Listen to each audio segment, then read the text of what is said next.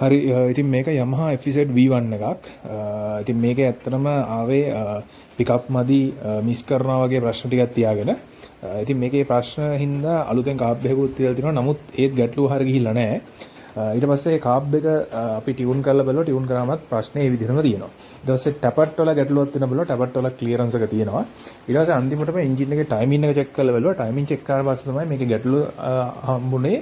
Timing එක දැත්තක් විතර පන්නලා දාලා තියෙන්නේ. ඔයාලට දැන් මේ පේන්නේ මේ බලන ටයිමින් මාක් එක දැන් පිස්ටන් එක TDC එකේ තියෙන්නේ. පිස්ටන් එකේ TDC එකේ තියෙද්දි මේ බලන ටයිමින් මාක් දෙක හරියට අලයින් වෙන්නේ නැහැ. ඒ කියන්නේ දැත්තක් විතර පැනලා තියෙන්නේ ටයිමින් චේන් එකේ ටයිමින් එක. ඒ කියන්නේ මේකේ TDC එකට ටයිමින් මාක් එක තියන්න ඕනි එකට ෆයරින් ටයිමින් එකට තමයි ටයිමින් එක ඇඩ්ජස්ට් කරලා තියෙන්නේ. ඒකෙන් හින්දා එන්ජින් එක දුවන්නේ නැහැ, නොක් කරනවා, මිස් කරනවා, පිකප් මදි.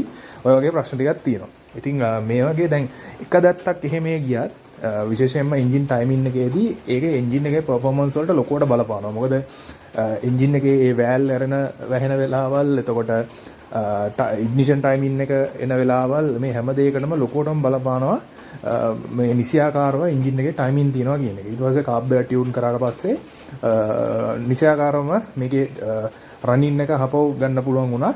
ඉතින් මේ තියෙන්නේ ඒ රිපෙයාර් එක කරාට පස්සේ ස්ටාර්ට් කරපු වීඩියෝ එක.